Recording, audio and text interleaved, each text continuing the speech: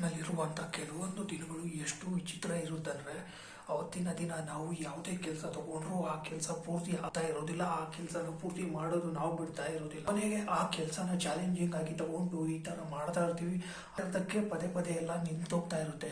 ಆ ಕೆಲಸ ಅರ್ಧಕ್ಕೆ ನಿಂತೋಗಿದ್ ನೋಡಿ ನಮ್ಗೆ ಗೊತ್ತಿಲ್ದಂಗೆ ನಾವು ಎಕ್ಸೈಟ್ ಆಗಿ ಆ ಕೆಲಸನ ಇವತ್ತು ಅದೇನೇ ಆಗ್ಲಿ ಮುಗಿಸ್ಲೇಬೇಕು, ನಾನು ಸೋತ್ರು ಪರವಾಗಿಲ್ಲ ಅಂತ ಹೇಳಿ ಆ ಕೆಲಸ ಮಾಡ್ತಾ ಮಾಡ್ತಾ ನಮ್ಗೆ ಗೊತ್ತಿಲ್ಲದೆ ಆ ಕೆಲಸನ ಪದೇ ಪದೇ ಮಾಡಬೇಕು ಅಂತ ಒಂದು ಇಂಟ್ರೆಸ್ಟ್ ಬರ್ತಾ ಇರುತ್ತೆ. ಇನ್ನ ದಿವಸ ನಮ್ಮ ಮೈಂಡ್ ಸೆಟ್ ಕೂಡ ಇದೇ ತರನೇ ಆಗಿರುತ್ತೆ. ಅದೇನೇ ಆಗ್ಲಿ ಇವತ್ತು ಈ ಕೆಲಸನ ನಾನು ಮಾಡೇ ಮಾಡ್ತೀನಿ.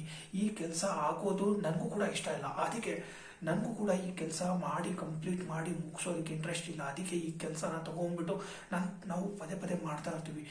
ಅದು ಪದೇ ಪದೇ ಮಾಡ್ತಾ ಇರೋದು ನಮ್ಮ ಉದ್ದೇಶ ಏನಿರುತ್ತೆ ಅಂದ್ರೆ ಆ ಕೆಲಸ ಕಂಪ್ಲೀಟ್ ಆಗ್ಲೇಬಾರ್ದು ಅಂತ. ಆ ಕೆಲಸನ ನಾವು ತಗೊಂಡು ಮಾಡ್ತಾ ಇರ್ಬೇಕಾದ್ರೆ ಅದು ತುಂಬಾ ಸುಲಭವಾಗಿ ಕೆಲಸ ಮುಗಿದು ಹೋಗ್ತಾ ಇರುತ್ತೆ.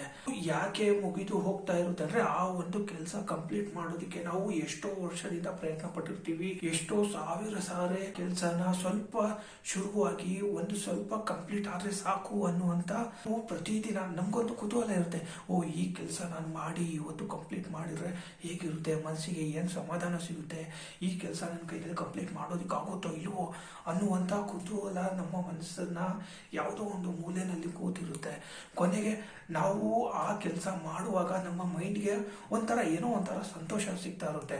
ಅಂದ್ರೆ ಸಂತೋಷ ಅನ್ನೋಕ್ಕಿಂತ ಕುತೂಹಲ ಇರುತ್ತೆ.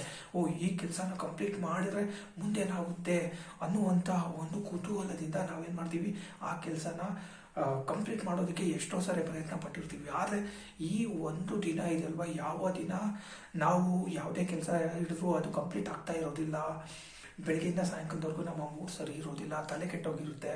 ಇದ್ರ ಮಧ್ಯದಲ್ಲಿ ನಾವು ಯಾರಿಗಾರಿಗೆ ಹೋಗಿ ಮಾತಾಡ್ತಾ ಇರ್ತೀವೋ ಅವರು ಕೂಡ ಫ್ರಸ್ಟ್ರೇಷನ್ ಎಲ್ಲ ನಮ್ಮ ತಲೆ ಮೇಲೆ ಹಾಕಿರ್ತಾರೆ. ಎಲ್ಲ ಇಷ್ಟೊಂದು ಫ್ರಸ್ಟ್ರೇಷನ್ ಎಲ್ಲ ಹಾಕಿದ ಮೇಲೆ ನಾವು ಈ ಕೆಲಸ ಮಾಡೋದಕ್ಕೆ ಹೋಗ್ತೀವಲ್ವಾ, ಈ ಕೆಲಸ ನಮ್ಗೆ ಗೊತ್ತಿಲ್ದಂಗೆ ಅದು ಪ್ರತಿದಿನ ಮಾಡಿರ್ತೀವಲ್ಲ, ಆ ಒಂದು ಪ್ರಾಕ್ಟೀಸ್ ಇವತ್ತಿನ ದಿವಸ ಒಂದು ಕರೆಕ್ಟಾಗಿ ಗ್ರಿಪ್ ಸಿಕ್ಕಿ ಆ ಕೆಲಸ ಪೂರ್ತಿ ಕಂಪ್ಲೀಟ್ ಆಗಿ ಮಾಡಿರ್ತೀವಿ. ಆ ಕೆಲಸ ಕಂಪ್ಲೀಟ್ ಆಗಿದ್ದು ನಮ್ಗೆ ಫೀಲ್ ಆಗ್ತಾ ಇರೋದಿಲ್ಲ. ಕೊನೆಗೆ ಆ ಕೆಲಸ ಲಾಸ್ಟ್ ಮೂಮೆಂಟ್ ಅಲ್ಲಿ ಕಂಪ್ಲೀಟ್ ಆಗುವಂತ ಮೂಮೆಂಟ್ ಅಲ್ಲಿ ಆ ಕೆಲಸನ ನಾವೇ ಬೇಕು ಅಂತ ಕಂಪ್ಲೀಟ್ ಮಾಡ್ತಾ ಇರೋದಿಲ್ಲ. ಮತ್ತೆ ಫಸ್ಟ್ ಇಂದ ಸ್ಟಾರ್ಟ್ ಮಾಡಿ ಆ ಕೆಲಸನ ಕಂಪ್ಲೀಟ್ ಮಾಡ್ತೀವಿ.